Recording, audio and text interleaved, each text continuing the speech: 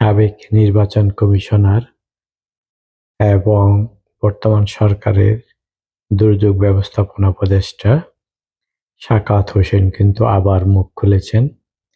তিনি সেই জুলাই-আগস্ট ঘটনার কথা উল্লেখ করে বলেছেন, সেই সময় স্নাইপারের গুলিতে ছাত্র এবং সংগ্রাম যারা করেছেন, আন্দোলন যারা করেছেন তারা নিহত হয়েছেন।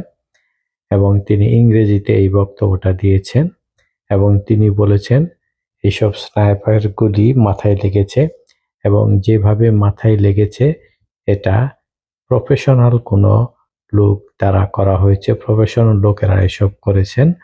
এটা বাংলাদেশ পুলিশের কাজ নয়, কারণ বাংলাদেশ পুলিশের কাছে কোনো স্নাইপার নেই। আসলে মুখ কি কখনো বন্ধ করা যায়? তার বক্তব্যটা শুনুন। আসলে তার বক্তব্যটা কিন্তু দীর্ঘ 1 মিনিটেরও বেশি এবং তিনি ইংরেজিতে বক্তব্য দিয়েছেন।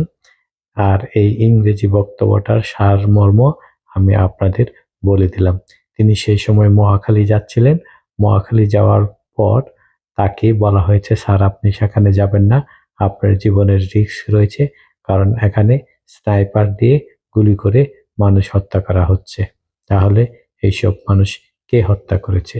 এই প্রশ্ন কিন্তু চলে আসছে এবং এই প্রশ্নের জবাব কিন্তু একদিন বেরিয়ে আসবে। চলুন আমরা সেই ভিডিওটা শুনে নিই। এই ভিডিওটার আমরা কিছু অংশ শুনব, সম্পূর্ণ শোনার সুযোগ নেই এবং এটা রিলসেও এত কিছু দেখানো যায় না, টিকটকে হয়তো দেখানো যাবে।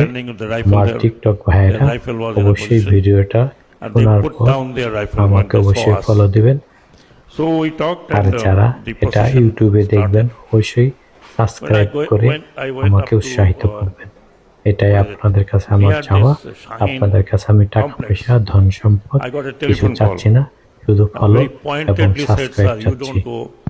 Ahead of it because you are targeted by the snipers. And I asked, who is he?